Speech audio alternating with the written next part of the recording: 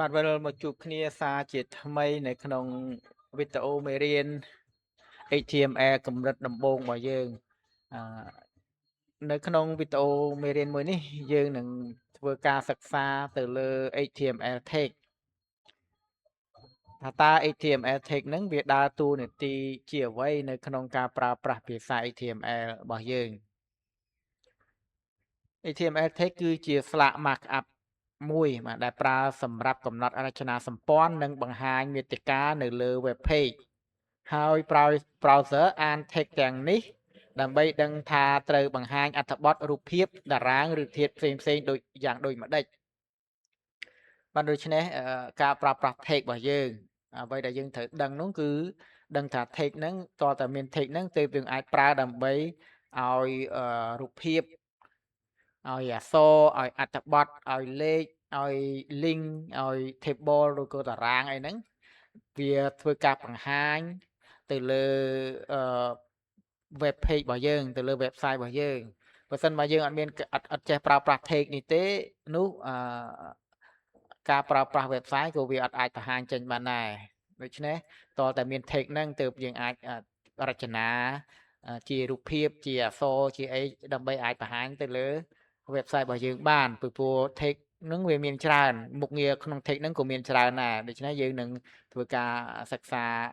ត្រួសបន្តិចបន្តួចបន្តិចមើលដល់ថា tag ណាខ្លះប្រើរបៀបម៉េច tag ណាប្រើរបៀបម៉េចហើយអ្វីដែលសំខាន់ដើម្បីលម្អិតទៀតនោះគឺមានតែបន្តទៅមេរៀនមុខទៀតនេះគឺជានិមិត្តសញ្ញាដែលយើងហៅថា angle bracket ហើយនិមិត្តសញ្ញានេះហើយដែលយើងប្រើជាអឺ tag ណានៅក្នុងភាសា HTML របស់យើងហ្នឹងយើងមុននឹងយើងប្រើ tag មួយយើងត្រូវស្គាល់ពី tag មួយសិនបាទមុននឹងយើងចេះប្រើវាឧទាហរណ៍នៅក្នុង tag មួយនេះខ្ញុំនឹងប្រើជាលក្ខណៈ heading ដែលមានឈ្មោះថា h1 បាទ h1 មានចូលក្នុងបន្ទាប់មកយើងត្រូវដាក់ slash h1 នេះគឺបិទបិទបើកបែបនេះមានបិទមានបើកហើយនៅក្នុង tag h1 ហ្នឹងគឺត្រូវតែមានយើងអាចវាយជាអក្សរជាអ្វីដែលតាមតែយើងចង់បានហើយ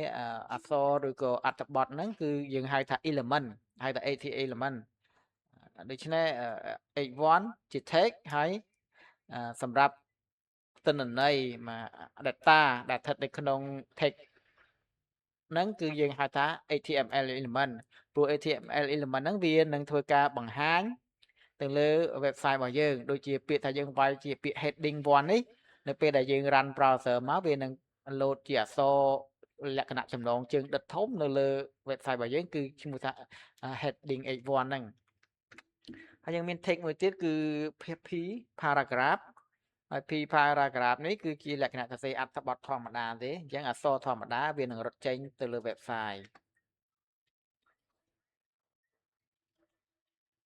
បាទ paragraph ហើយយើងនៅមាន text ច្រើនទៀតបាទឥឡូវខ្ញុំនឹងឧទាហរណ៍ text answer a ហើយនឹង text image img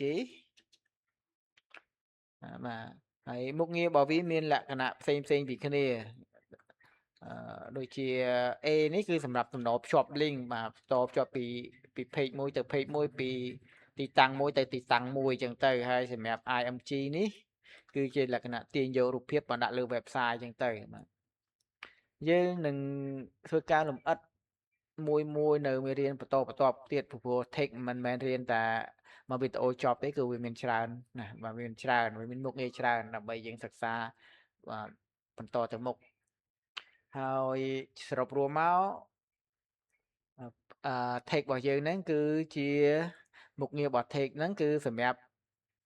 ជួយឲ្យ browser បាទជួយឲ្យ browser អានឲ្យជួយឲ្យ browser ដើម្បីបង្ហាញនៅអ្វីដែលយើងចង់បង្ហាញទៅលើ website គឺ take ហ្នឹងវាដូចជាផ្លាកសញ្ញាមួយអញ្ចឹងសម្រាប់កំណត់ឲ្យ browser នឹងដឹងថាឧទាហរណ៍យើងចង់សរសេរជាលក្ខណៈអក្សរដុតធំគឺយើងប្រើជា h1 ទៅនោះ browser នឹងដឹងថាយើងចង់សរសេរអក្សរដុតធំវានឹងបង្ហាញជាអក្សរដុតធំអញ្ចឹងទៅបានវាដូចជាការកំណត់សម្គាល់មួយដូចជា paragraph គឺលក្ខណៈសរសេរអក្សរធម្មតាអញ្ចឹងទៅហើយ A គឺជាលក្ខណៈ link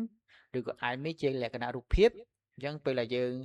ចង់បង្ហាញរូបភាពតើតាប្រើ Take Image ទើបវាបង្ហាញចេញជារូបភាពណាបាទអូខេបងប្អូនអញ្ចឹងសម្រាប់វីដេអូមេរៀនមួយនេះគឺយើងបញ្ចប់ត្រឹមហ្នឹងហើយកុំភ្លេចជួយ like ជួយ share ដើម្បីតាមដានបន្តមេរៀនយើងបន្តទៀតយើងនឹងមានមេរៀនច្រើនទៅមុខទៀត